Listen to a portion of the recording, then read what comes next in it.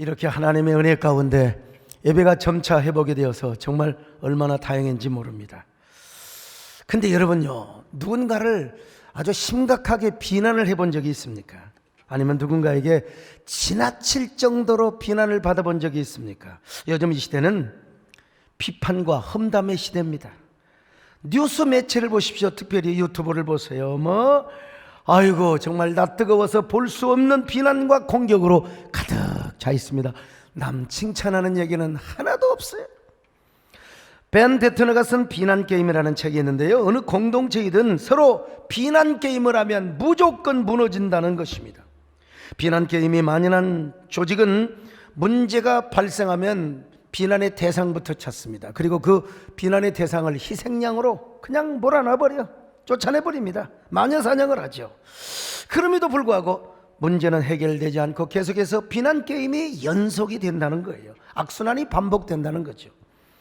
그런 의미에서 이남희 교수님께서는 한국 사회와 그 적들이라는 책에서 남을 비방하고 험담하는 것이 우리 한국인의 독특한 컴플렉스가 된다고 주장을 했습니다.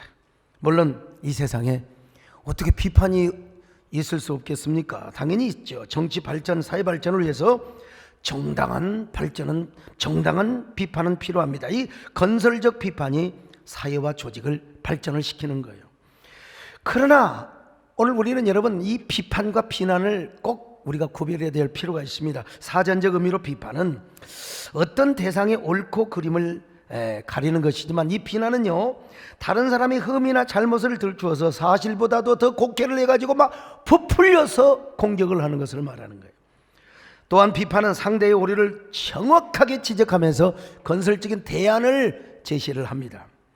근데 비난은 자신의 기준이나 감정 논리로 막 힐난을 하고 막 빈정거리고 막 공격하고 막 백바이팅을 하고, 근데 겉으로 볼 때는 야, 저게 건설적인 비판인 것처럼 보이지만 사실은 비판을 위한 비판, 비난의 소리들이 얼마나 많은지 몰라. 그 부정적인 비판이 사회와 모든 이 우리의 시대를 그냥 조직을 완전히 그냥 박살내버리고 만다는 겁니다. 그런데 이 시대를 보십시오. 앵그리 코리아, 그냥 남을 못 잡아먹어서 비난을 못해서 안달부달인 사회 아닙니까? 이게 뭐냐? 우리 시대에 찾아온 문화적 사회적 병리현상이라고 말할 수 있어요. 여러분 신문 보셔서 아시겠지만 지난 화요일날 우리 종의 노재경 국장이 제가 부총회장 시절부터 이거 한번 합시다 그래가지고 여러분 저희가 지원까지 해서 열심히 2,000명을 대상으로 해서 코로나 시대 종교 영향도 인식조사 설문조사를 발표했습니다. 이 코로나를 겪으면서 많은 분들이 한국계 등을 돌리고 비난을 했다는 사실, 젊은이들 그리고 신치식인들, 전 평소에 이렇게 한국교회를 진단해 왔거든요. 자성을 해왔어요.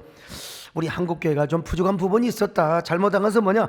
한국교회가 시대 정신과 가치를 제시하지 못했다. 또한 사회적 책임을 다하지 못했으며 우리끼리 싸웠지 리더십을 키우지를 못했다. 어떤 면에서 우리 한국교회가 종교적인 카르텔 그리고 이너서클, 우리끼리 우리 연못에 빠져서 우리끼리 꼰대 역할을 했지 않는가. 이건 분명히 잘못한 면이 있고 자성을 해야 된다. 그러므로 우리는 다시 새로운 포맷으로 미래를 열어가야 한다고 제가 제안을 했습니다. 이런 말은 제가 이렇게 생전 처음으로 한 말도 아니고 신문에 여러 번 쓰고 제가 책에도 이런 얘기를 많이 했죠. 또한 제가 한국교회가 코로나 사태를 맞이해서 초기에 선제적 대응을 잘못한 건 분명하다.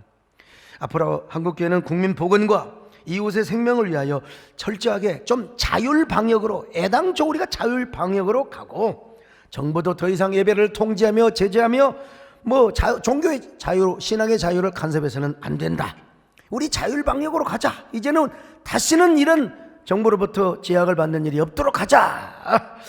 여러분, 이건 저는 한국교회 지도자로서는 당연히 이런 얘기를 해야 된다고 생각합니다. 내가 안 해도 다른 사람이 누군가는 이런 얘기를 해야 돼요.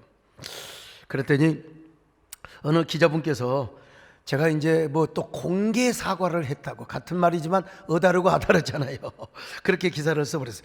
이 기사를 수정을 좀 하려고 부탁을 하려고 몇 사람과 의논을 하니까 그대로 두는 게 낫다는 거예요.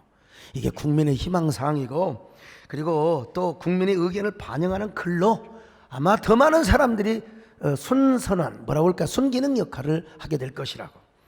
제가 실제로 그 기자 선생님께 전화를 드려보니까 서목사님의 한국교를 염려하는 진정성이 마음에 보이더라는 거예요. 뭐 공개 사과 그런 발언은 안 했지만 나는 우리 목사님의 마음이 보여서 그렇게 썼다는 거예요. 여러분, 기자는 목사보다 말을 더 잘해버려요. 뺨을 쳐버려. 근데 내가 할 말을 잃어버렸어. 아무튼 그런데도 불구하고 현장에 없었으면서 그 헤드라인 제목 기사 그 일부 그것만 보고 막 그냥 저를 비난하고 막 공격하는 이런 현상들이 좀 있었어요. 아무튼 좀 비판하고 비난한 사람들에게 저는 한국교회 전체를 봤으면 좋겠다, 이런 제안을 좀 해보고 싶고요. 사실 우리 한국교회가 코로나 사태를 맞아서 좀 우왕좌왕했고요. 왜? 초유의 사태니까 원 메시지, 원 리더십을 내지 못했습니다. 그러니까 막 유튜브와 포털 사이트에서 막 자기 단톡방에서 스스로 지도자가 너무 많아가지고 막 이래야 된다, 그리고 막 그냥 온라인 예배가 성경적이냐 아니냐 막 이런 것 가지고 싸우고 온갖 비난 게임을 얼마나 자행했는지 몰라요. 제가 이런 현상을 보면서 제가 뭐 대충 알지만 그래도 우리나라의 최고의 심리학자, 서울대학교 심리학 교수를 하셨던 우리 박성수 장로님, 교수님께 제가 아주 공손하게 여쭤봤어요. 장로님, 교수님 권위자 전문가 아닙니까? 왜 사람들이 요즘 누군가를 그렇게 미워하고 험담하는 씨가 되어버렸습니까? 왜 앵그리 코리아가 이렇게 되어가고 있습니까? 이 시대는 비난 게임이 난무하며 남을 비난하지 못해서 안다라는 시대로 왜 이렇게 치닫고 있을까요? 두 가지로 요약을 해서 말씀을 해주시더라고요. 첫째로 대부분 자기 안에 있는 내면 컴플렉스 때문이라는 거예요. 다는 아니지만 대부분 낮은 자존감과 열등의식. 이 자존감이 낮고 열등감이 많은 사람은요, 남을 비난함으로써 자신의 존재감을 드러내요. 내가 이 정도 되는 사람이야. 그래서 이제 공인들을 막 공격하고 하지요. 근데 그 안에는요, 비주류의 DNA가 있다는 겁니다. DNA가. 그래서 남을 공격하고 그래서 자신의 자존감을 높이는 사람은 스스로 나는 비주류다 이렇게 선언하는 것과 똑같다는 것입니다. 그리고 중요한 사실은 그 비주류에서 본인이 족장이 되어서 일단 비주류의 공동체를, 그러니까 이제 단톡방 같은 데 이제 그렇잖아요. 자기가 대장 노릇하면서 막 남 공격하고 말이죠.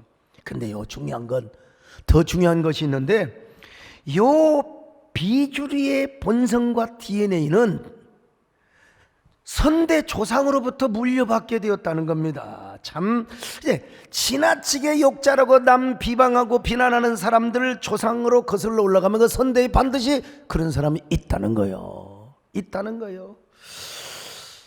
그 DNA를 물려받아가지고 어쩔 수 없이 그렇게 남을 비방한다는 겁니다.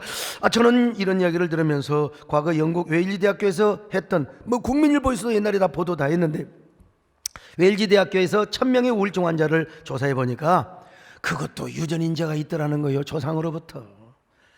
그래서 조상으로부터 내려온 그 불행한 유전인자는 그 삶의 불행한 프로그램을 깔아놓더라는 거예요. 그러니까 이제 우울증이 걸릴 수밖에 없는 거예요. 그러나 좋은 유전인자를 물려받은 사람은 그 사람의 인생에 행복의 프로그램을 깔아요. 아주 용단 카페트를 깔아주는 거예요. 그러니까 자신도 행복하고 남도 칭찬하는 삶을 살게 되는 거죠. 나는 깨달았어요. 우리는 예수 그리스도의 보혈의 능력으로 영혼만 구원받을 뿐만 아니라 우리 안에 있는 나쁜 본성, 이 나쁜 DNA, 이것도 치료를 받아야 되겠구나. 이것도. 그리고 우리가 순간순간에 막 남 욕하고 싶고 막 그냥 감자나 먹어라 막 뒤에서 백바이팅 하고 싶은 마음이 있을 때 예수 그리스도 이름으로 이걸 눌러버려야 되는 거예요. 여러분 이 본성을 예수 그리스도의 보혈의 능력으로 눌러버리시기를 바랍니다. 험담하고 싶은 마음 말이죠. 그리고 생각해봐야 돼. 이거 혹시 우리 조상으로부터 물려받은 거 아니야? 이게 우리 할아버지 할머니가 이런 거 일하냐 아니야? 맨날 동네에서 말해서 얌욕하고 내가 이런 거 아니야? 그래도 예수 그리스도의 보혈의 능력은, 예수님의 능력은, 예수님의 이름은 이 못된 본성과 그리고 모든 DNA 치료해주는 능력이 있음을 믿으시기를 바랍니다. 그러니까 여러분 남 험담하고 싶을 때 뭐 예수님의 보혈을 잡으세요. 보혈의 능력을 잡으세요. 능력을요. 그리고 그 보혈의 능력이 나의 삶의 견인차가 되게 하여 주옵소서. 선한 말을 하게 하여 주옵소서. 어떤 경우도 우리는 보혈의 강을 지나게 하여 주옵소서. 나쁜 마음이 들어올 때마다 주여 보혈의 강물에 빠져들게 하여 주옵소서. 마귀는 남 비방하면 얼마나 좋아하고 박수 친지 몰라요. 근데 여러분 그런 마귀 좋아하는 춤추게 하지 마시고 언제나 보혈의 강을 지나서 아버지의 품에서 사시기를 축원합니다. 남 축복하며 남 사랑하며 살아가시기를 축원합니다. 보혈을 지나 아버지 품으로, 보혈을 지나 아버지 품으로, 보혈을 지나 아버지 품으로 한 걸음씩 나아가네. 존귀한 주여 내 영을 새롭게 하시네. 존귀한 주여 내 영을 새롭게 하시네. 두 번째는 뭐냐? 독단적 자기 신념 때문이라는 거예요. 이게 내면 컴플렉스가 아니라면 독단적 자기 신념, 자기 성 안에 갇혀 있었어요. 이 역시 박성수 교수님의 이야기신데 대부분 비난하고 공격을 하는 대상이 누구예요? 잘 나가는 사람 아니면 공적인 인물 그러잖아요. 그런데 자기 편견이 안 맞아. 내 생각하고 안 맞으면 막 무조건 비난하고 비하를 하는 거예요. 더 중요한 것은 말이죠, 자기가 비판하고 공격하면 내가 그런 말을 해 그러면 이 사회가 바뀌어지고 이 사회의 정의 실현이 이루어진다는 환각 속에 빠진다는 거예요. 이게 무서운 거죠. 내면 컴플렉스야 그렇다고 하지만 그 비난과 험담 자체가 철저하게 자기 편견의 기준이 되고 자신의 독선적인 신념을 절대화하기 때문에 내가 이 말을 함으로써 본인이 만족하고 이 세상이 바뀌어질 것이라는 환각, 이게 정말 큰 문제라는 거죠. 근데 중요한 것은 저 사람 굉장히 아주 순수하고 저 사람이 반듯해요. 선비정신이 그 사람 속에 있기 때문이라는 거예요. 사실은 선비도 나름 이 비주리 선비가 있지 않습니까? 비주리에 있는 선비들, 사극 드라마를 보면은 관직에 있지만 비주리에 있는 선비들이 뭐 어떤 사건이나 임무를 향하여 막 그냥 그게 사실 그래 안 해도 돼. 그런데 막 자기 고집을 세우는 거예요. 전하 아니되옵니다. 통촉하여 주시옵소서. 전하 그래 안 해도 돼요. 그냥 좀 유연하게 할 수 있는데 뭐 끝까지 자기 고집을 피해서 전하 통촉하여 주시옵소서. 그러다가 관직을 사직하고 낙형해서 뭐 그냥 자신의 소신 뭐 그러다가 불행하게 살다가 죽어요. 오늘날도 마찬가지라는 겁니다. 예. 이게 참 선비정신을 잘못 물려받은 사람, 이게 비주리적 선비정신. 자기 소리를 내요. 자기 소리. 그러다가 그냥 자기 소리 내다가 죽어요. 그냥 짝하고. 그 얼마나 불행해. 인생의 행복도 누리지 못하고. 우리나라는 선비 문화의 전통이 있지만 이스라엘은 랍비 문화의 전통이 있어요. 랍비들은 뭐라고 가르치는 줄 아세요? 다른 사람을 비판하고 욕하는 것은 악마의 장난이라고. 악마의 장난이래. 특별히 유달리 다른 사람의 단점만 잘 보는 사람은 이불 아이, 악의 눈을 소유하고 있다는 거예요. 악의 눈. 왜냐하면 창세기에서 말하는 대로 선악을 판단하고 남을 비난하는 것은 하나님의 고유 권한인데 지가 하나님의 자리에 올라간다는 것이죠. 심지어 랍비들은 이런 걸 가르친대요. 남을 미워하고 증오하고 욕하는 것은 말로만 하지 않고 마음으로만 먹어도, 이건 뭐 사실 성경적 원리와 비슷한 얘기인데, 마음만 먹어도 안 좋은 일이 일어날 수 있고 자신에게 하나님의 저주가 올 수 있다는 거예요. 이런 내용이 초등학교 때부터 하시디즘의 교과서에 기록이 되어 있으니 참, 비록 하시딤의 이야기이긴 하지만 우리가 귀담아 들어야 할 메시지가 있다고 봅니다. 그런데 여러분, 우리 예수님은 한술 더 떠서 더 강조를 하십니다. 강력한 어조로 말씀을 하시는데 남을 비판하면 야 네가 그대로 노골적으로 야 네가 비판하면 너도 그대로 비판함을 받아. 남을 헤아리고 비난하면 너도 그 비난을 받게 되어 있는 거야. 자, 마태복음 7장 1절로 2절 같이 봅니다. 시작. 비판을 받지 아니하려거든 비판하지 말라. 너희가 비판하는 그 비판으로 너희가 비판을 받을 것이요 너희가 헤아리는 그 헤아림으로 너희가 헤아림을 받을 것이니라. 오늘 우리는 이런 말씀을 얼마나 염두에 두고 살아왔습니까? 우리 한국교회도 마찬가지. 코로나19는 반달리즘이라는 태풍을 몰고 왔어요. 예배를 그냥 초토화시켰잖아요. 자, 그러면 우리가 서로 힘을 합쳐서 대책을 세워야지요. 근데 서로가 남을 비판하는데 앞장섰어요.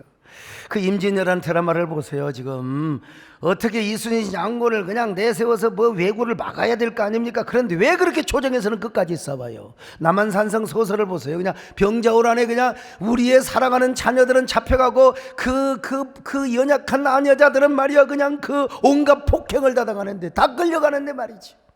남한산성에서 말이야 척하파와 주사파가 계속 싸웠어요. 길은 없어. 여러분, 오늘 우리 한국교회도 보면은 뭐 유튜브에서 서로 지도자가 되어가지고 서로 그냥 물고 뜯고 이 한국교회가 이리 왔단 말입니다. 결국 손해보는 게 누구냐? 자기 자신이고요. 자기도 모르는 사이에 파멸의 구렁텅이로 가요. 그리고 더 나아가서 한국교회가 공멸하는 길입니다. 한국교회가 손해보는 겁니다. 자신이 비판을 해서 그 비판을 당하는 거예요. 뭐 심고 거두는 법칙이니까 그렇다 하지만은 그 비판 때문에 한국교회가 손해를 보고 지식인들 그 젊은이들의 말이야 한국교회 등을 돌리게 되는 이러면 여러분 어찌 해야 된단 말입니까? 비난을 하면은 내 자신이 망가진다는 사실을 아셔야 돼요. 그리고 그 조직과 문화, 우리로 말하면 한국교회 공적 교회가 무너진다는 거예요. 여러분 어떤 경우도 험담하지 마시기를 바랍니다. 공격하지 마시기를 바랍니다. 어떤 경우도 비난과 험담의 앞잡이가 되지 마시기를 바랍니다. 사랑의 사도가 되시기를 바랍니다. 사랑하는 주님 앞에 형제자매 한자리에 그 신근에 생각하는 줄가운 찬송 부르네. 내 주 예수 오늘만 모든 사람 내 몸같이 환난 근심 위로하고 진심으로 사랑할세. 근데 이게 진단만 해서 뭘 거예요? 의사가 그냥 칼로 째놓고 덮어야지요. 자, 이걸 어떻게 이겨야 되느냐? 이 험담의 욕구, 비난의 욕구를 어떻게 우리가 이겨야 되느냐? 이 처방에 대한 얘기를 해야지요. 첫째로 먼저 우리 자신을 돌아봐야 돼요. 서울역 지하도 벽에 걸려있는 어느 중학교 교사가 지은 시를 소개합니다. 언제부터 인간 나는 마음속에 자를 하나 넣고 다녔네. 나무를 만나면 나무를 재고 사람을 만나면 사람을 재고 나는 내가 지닌 차가 제일 정확한 것이라고 생각을 했었다네. 가끔 나를 재는 자를 볼 때마다 무관심한 채 외면했다네. 간혹 귀에 거슬리는 얘기를 듣게 되면 틀림없이 그들의 눈금이 잘못된 거라 생각을 했네. 그런데 어느 날 나는 한 번도 내 자로 나를 잰 적이 없음을 깨달았네. 그 후로 나는 아무것도 재지 않기로 마음먹었다네. 이게요 대단한 문학성이 있고 뭐 언어의 화려한 어떤 그 연금술사 같은 시가 아니에요. 그냥 평범한 시인데 우리에게 뭔가 심금을 울려주잖아요. 그리고 뭔가 깨닫게 해주잖아요. 사실은 내 시를 걸어놨어야 되는데 근데 이 시가 더 훌륭해서 그걸 걸어놓은 걸로 어떡하라는 거예요. 오늘 주님께서도 너 자신을 돌아보래. 주님 이전에 소크라테스도 그냥 너 자신을 알라는 거요. 오죽하면 나원 씨는 테스 영을 불렀겠습니까? 너 자신을 알라던 말이요. 자기 눈에는 들보가 있는데도 들보는 깨닫지 못하고 상대방의 눈 속에는 티만 바라본다는 거예요. 이게 뭐요? 외식하는 자야. 외식하는 자야. 그러므로 남을 판단하려면 자신의 눈 속에 있는 들보, 이게 이불 악의 눈을 우리가 볼 수 있어야 돼요. 그리고 나서 형제의 티를 보면 모르겠어요. 그렇지 않으면 외식하는 자래. 자, 한번 성경 볼까요? 마태복음 7장 3절 5절 같이 봅니다. 시작. 어찌하여 형제의 눈 속에 있는 티는 보고 내 눈 속에 있는 들보는 깨닫지 못하느냐. 보라, 내 눈 속에 들보가 있는데 어찌하여 형제에게 말하기를 나로 내 눈 속에 있는 티를 빼게 하라 하겠느냐. 외식하는 자여, 먼저 내 눈 속에서 들보를 빼어라. 그 후에야 밝히 보고 형제의 눈 속에서 티를 빼리라. 그러니까 내 자신을 봐야 돼요. 내 눈에 들보가 있나, 내 눈에 악의 눈이 있나 없나, 이것부터 봐야 돼요. 이걸 빼야 돼요. 그렇다고 또 송곳 가지고 여러분 또 뺀다고 그러면 아니고, 어떻든 여러분 자신을 돌아봐야 돼요. 자신을 돌아보면 자기 안에 내면의 소리, 양심의 소리가 들리게 되어서 양심의 소리가요. 야, 너 자신이 무너지는 줄 모르고 맨날 남을 비방하고 사느냐? 너 왜 그렇게 남 잘 되는 꼴을 못 봐? 지금 너는 그렇게 말하고 싶은 대로 말하고 짓거리고 싶은 대로 짓거리지만은 네 내면의 마음이 얼마나 무너져가는 줄 모르냐? 너 무너져가는 거 지금 이웃 다 알고 있어. 너만 모르는 거야. 네가 외식하고 네 눈에 들보가 있으니까, 이불 아이가 있으니까 모르는 거야. 여러분, 사울이 막 다윗을 핍박하고 죽이려고 할 때요, 자신 안에 그런 음성이, 내면의 양심의 소리가 들려왔을 건데 그걸 눌러버린 거예요, 이 바보가. 그래가지고 자신이 병들어서 스스로 인생의 파멸을 자초하게 된 거 아닙니까? 그러나 반대로 다윗은요, 사울과 반대로 철저하게 자신을 돌아봤어요. 그리고 성찰하는 기도를 드려서 기가 막힌 기도입니다. 자, 시편 139편 23절로 24절 같이 보실까요? 시작. 하나님이여, 나를 살피사 내 마음을 아시며 나를 시험하사 내 뜻을 아옵소서. 내게 무슨 악한 행위가 있나 보시고 나를 영원한 길로 인도하소서. 나를 살피사 나를 시험하사 나에게 무슨 악한 것이 있나 보시옵소서. 아, 이거 얼마나 여러분 기도할 때 주여 아버지 아버지 아버지 이런 기도도 중요하지만, 하나님 내게 무슨 악한 행위가 있습니까? 내 눈에 들보가 없습니까? 내 마음에 어떤 악한 행위가 없습니까? 나를 영원한 길로, 생명의 길로 인도하여 주시옵소서. 여러분, 그렇게 기도를 하시기를 바랍니다. 자신을 성찰하는 기도를 할 때요, 특징이 뭐냐? 남 함부로 비판 못해요. 내가 부족하고 나부터 허물이 많은데 어떻게 남을 비난하고 어떻게 남을 비판하겠으면, 저는 여러분 원래가 제가 좀 똑똑한 찌 하는 스타일이에요. 우리 권영관 장로님처럼 아주 못나 아주 겸손하게 아주 그냥 그런 스타일이 아니에요. 제가 뭐 100점도 많이 안 맞아봤지만 어쩌다 100점 맞으면 나는 시험지를 들고 운동장을 한 바퀴를 돌아요, 그냥. 예? 그리고 회관도 한 바퀴 돌아서 100점만이라 굉장히 힘들었는데 저는 그런 스타일이에요. 그러니까 이런 사람은 어디 가서 잘난 체하고 절대로 어디 가서 남 못하는 사람 쪼다라고 하고 비판 정신이 많은 사람이요. 저도 이래봬도 여러분 남원의 선비 정신이 강한 사람입니다.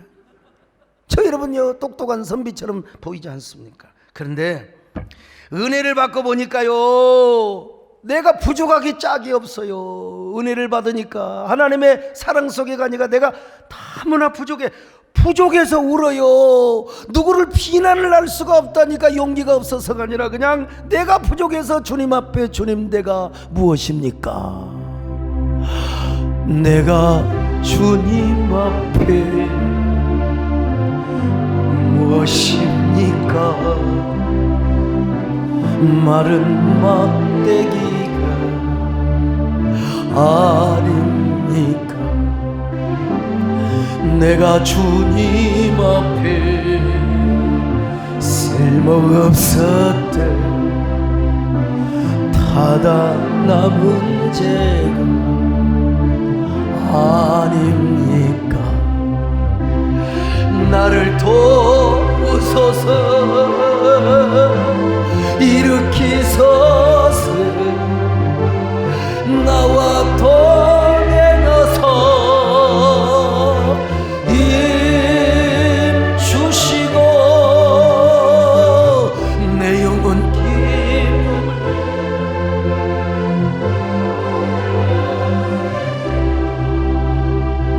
주님을 기쁘게 하옵소서.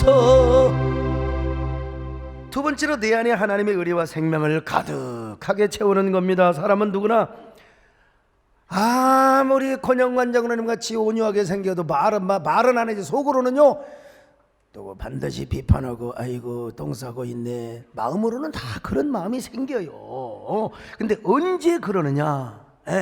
내 안에 은혜가 고갈이 되면 그래요. 주님의 생명력이 고갈이 되고 그러면 반드시 우리 안에 선악의 논리가 생깁니다. 스스로 선악과 과장으로 성질을 한다니까. 아무튼 간에 복직과 과장이 아니야. 선악과 과장으로 성질하는 거야. 아무튼 아이 참 내면에 예수님의 생명이 고갈이 되어 있어버리면요 언제나 이 사람은 옳고 그름만 판단해요. 선악 판단.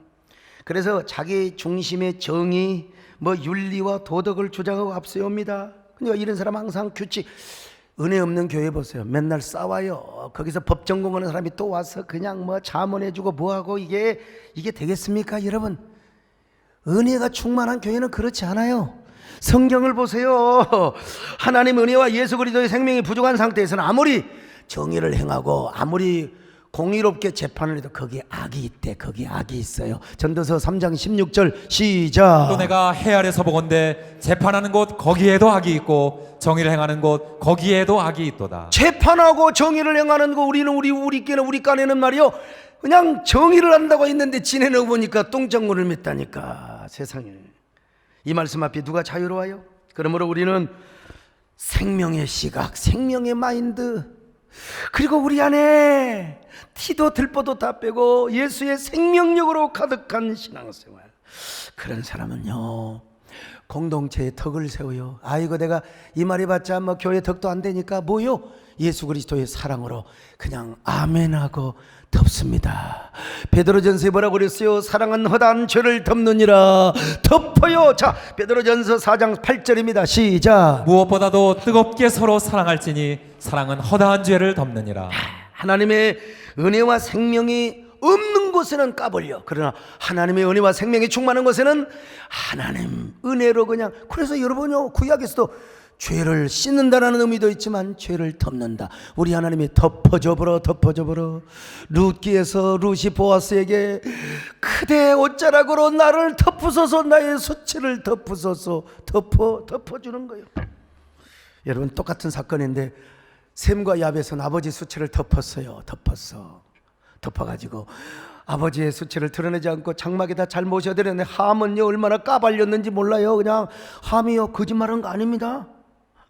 난 우리 아버지 수치를 보았다는 거예요. 온 동네방네 그냥 누구요 조카들한테까지 다 까벌리고 다녔어요. 여러분 이게 그냥 은혜가 없으니까 그냥 까벌리고 다니고 싶어하는 본능이 그냥 발동을 해가지고 말이에요. 근데 어찌 됐습니까? 노아가 일어나서 불행하게도 함과 그의 후손을 저주에 버렸다는 사실을 아셔야 돼요. 그러니까 우리 안에 생명이 가득하면 됩니다. 남 비방 안 하려고 노력할 것도 없어. 사실은 내 안에 하나님의 사랑과 은혜와 생명이 가득하면 남 비방하고 싶은 마음 없어져요. 여러분 경험적으로 그렇지 않던가요? 내가 은혜가 충만해 막 그냥 사랑이 충만해 막 예수 그리스도의 생명이 충만해요.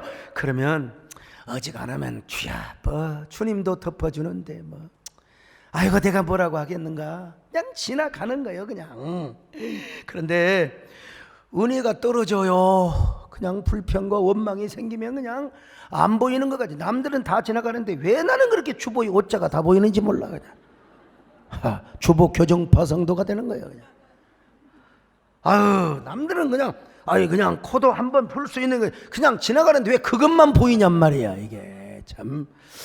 여러분 내면에 하나님의 은혜를 가득 채우시기를 바랍니다. 이런 사람은 본질에는 강합니다. 본질에는 강해요. 성경적 진리와 가치를 본질을 지키는 데는 여러분 담대합니다. 그러나 제가 해보니까 상대성이 있고 이런 부분들은 여러분 참 우리가 좀 익스큐즈를 할 수 있어요. 마음이 넓어요. 유연하게 지나갈 수 있어요. 절대로 선악과 과장되지 않습니다. 여러분 언제나 예수 그리스도의 생명과 은혜가 여러분 안에 철철 넘쳐오시기를 축원합니다. 나의 주와 나의 생명이신 당신의 나의 생명나무 나의 사랑 나의 소망 오시는 나의 생명나무 할렐루야 에덴 동산 초강에 생명과 실내 지면 푸름 가득했던 새 원망과 불평을 하지 않으며 아멘과 성령으로 생명나무 붙잡고 일어세. 세 번째로, 남을, 그래도 인간이기 때문에 남을 비난하고 막 그냥 공개하고 싶을 때 그때 예수 그리스도 이름으로 그를 축복하는 거예요. 축복하는 거예요. 마크 트웨이는 이런 말을 했어요. 제비꽃은 자기를 밟고 지나가는 발꿈치에다가도 향기를 남긴대. 제비꽃 밟아봐요. 향기가 나, 향기가 나. 우리 그리스도인은요, 제비꽃 같은, 제비가 되어서는 안 되고 제비꽃, 제비꽃. 제비가 아니라 제비꽃, 제비꽃 같은 향기로운 삶을 살아야 돼요. 사도 바울도 우리가 그리스도의 향기가 되어야 된다고 했잖아요. 향기가. 과거 영국 런던에 세계 교회사에 남을 만한 기라성 같은 세 분의 목사님이 계셨어요. 한 분은 침례교회 스펄전 목사님이시고, 또 한 분은 장로교회 캠벨 모르간 목사님, 또 한 분은 감리교단의 FB 마이어 목사님이셨어요. 이분들은 세계적인 목회자였고 설교자였습니다. 영국이 뭐 기독교 국가일 때.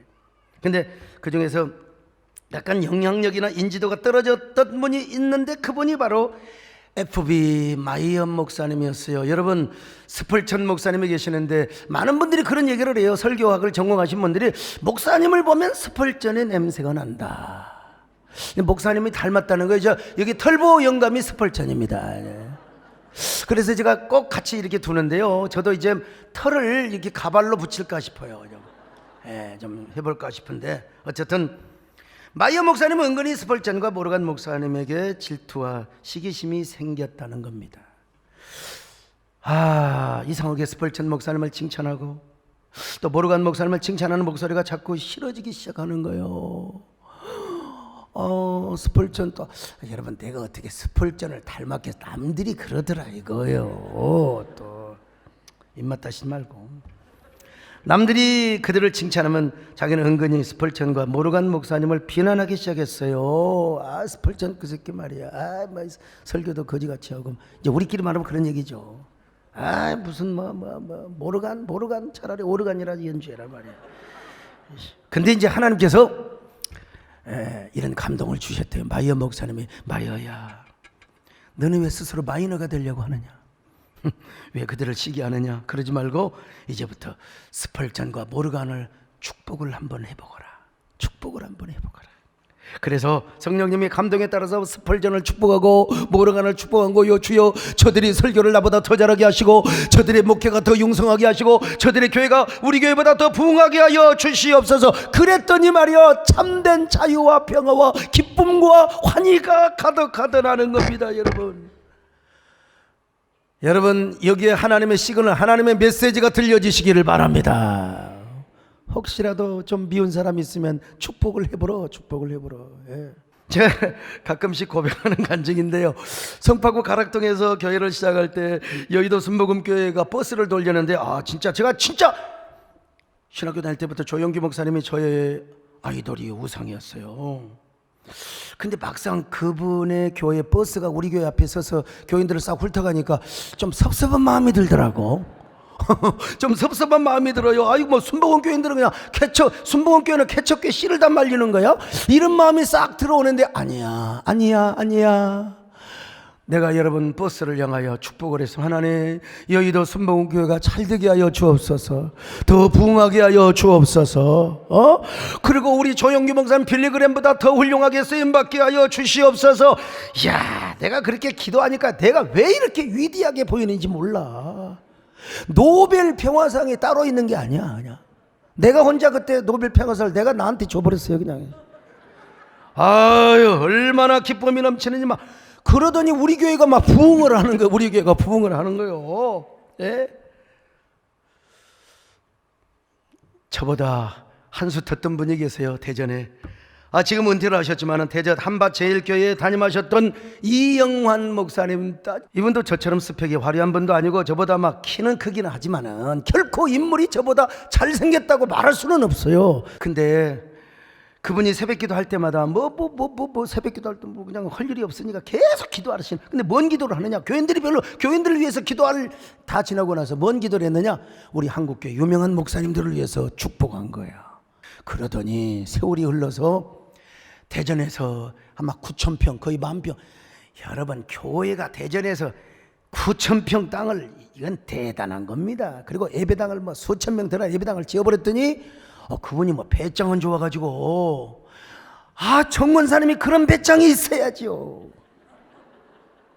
근데 그렇게 예배당을 지어놓으니까 주변이 더 아파트촌으로 다 바뀌어버렸어요. 서대전의 아파트 그냥 교인들이 막 꽉 차는데, 와, 참 어떻게 그럴 수가 있어요. 내가 그분에게 도전을 받았습니다. 도전을 받았어요. 하나님, 저도 이영환 목사님을 본받겠습니다. 따라가겠습니다. 저도 한국교회 큰 교회 목사님을 축복하겠습니다. 그렇게 하고 나서 저도 그냥 이영환 목사님처럼 그냥 기도한 거야. 그냥 이웃의 근동의 목사님들까지, 그냥 큰 경쟁의 목사님들까지, 배 아픈 목사님들까지 전부 축복을 했더니, 이야, 내 마음이 넓어지더만. 진짜 천하를 소유하는 것 같아. 그냥 그러고 나서 하나님이 이 땅을 주신 거요. 할렐루야. 우리 땅은 적지만 대전에 10,000평도 안 받고요. 이게 금 노란자거든요. 그런데 나는 그래서 우리 이영환 목사님에게 너무너무 감사해요. 사람을 잘 만나야 돼. 잘 만나야 돼요. 그래서 저도 여러분 40초만에 이 땅을 사가지고 40 중반에 여러분 우리나라에서 당시에 단일 건물로서 최고의 교회를 짓게 된 겁니다. 누군들 비판하고 누군들 공격하고 누군들 비난하고 싶은 마음이 없겠습니까? 그러나 그런 마음을 억누르고 축복을 하면 하나님께서 더 은혜를 주시더라고요.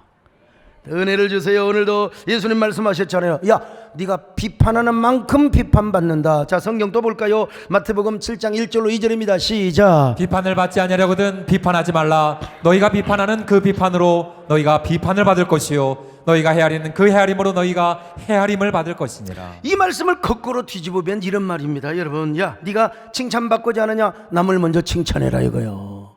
야, 네가 복 받고 싶어? 남을 축복해라 이거요. 그러면 네가 복을 받게 될 것이라 이 말이요. 너 절대로 비난할 수가 없다. 네가 은혜를 받고 복을 받기 위해서라도 비판을 할 수 없다는 사실, 이걸 우리가 여러분 이 말씀을 통해서 깨달을 수 있는 거예요. 물론 학자들 학문적인 비판하는 거요. 예술도 비평이 있는 겁니다. 문학 비평도 있는 거예요. 이런 건설적 비평이 문학계를 발전시키고, 여러분 다 우리가 학문을 발전시켜요. 그러나 남의 인격을 말이야 막 흔들고 그러면 안 되는 거예요. 여러분, 내가 복받기 위해서라도 남을 격려하고 칭찬하며 축복하시기를 바랍니다. 이 진리를 깨달으시기를 바랍니다. 이 축복을 깨달으시기를 바랍니다. 어떤 경우도 여러분 독선적 신념에 빠지지 마세요. 자신의 감정 논리로 남을 비판하지 마세요.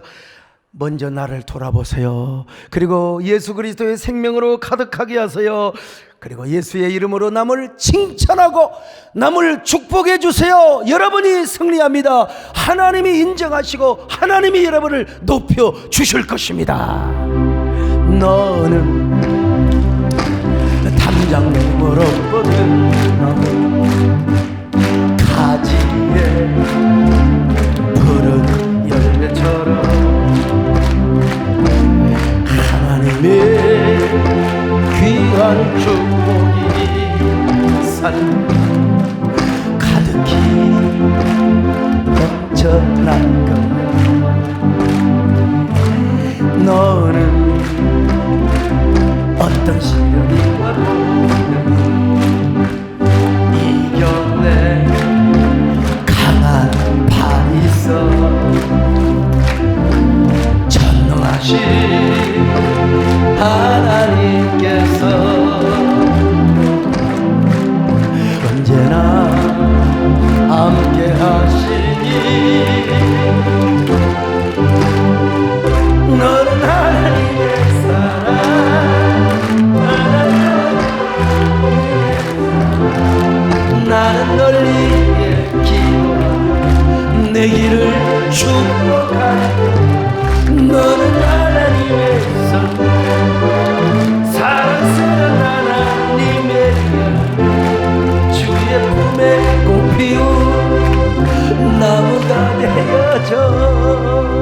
박수친 손으로 가슴에 손을 얹고 기도합니다. 하나님, 나는 누구입니까? 나는 어떤 사람입니까? 나는 나를 돌아보며 살아가는 사람입니까?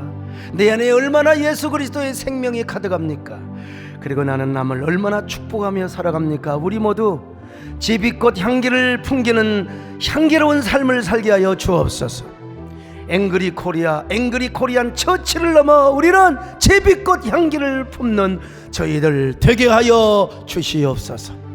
우리가 이 손으로 우리의 가슴을 축복합니다. 우리의 가슴이 이런 가슴 되게 하여 주옵소서. 따뜻하고 사랑이 넘치는 가슴 되게 하여 주옵소서. 우리도 모르는 사이에 복음을 전하고 예수님을 전한다고 하지만 내 속에 너무 편견된 독선적 이념과 그리고 신념이 우리 안에 깔려있지는 않습니까? 남을 칭찬하는 좋은 DNA 이제 후천적으로 주님의 보혈의 능력으로 우리의 가슴에 허락하여 주시옵소서. 예수님의 이름으로 기도 올렵나이다. 아멘.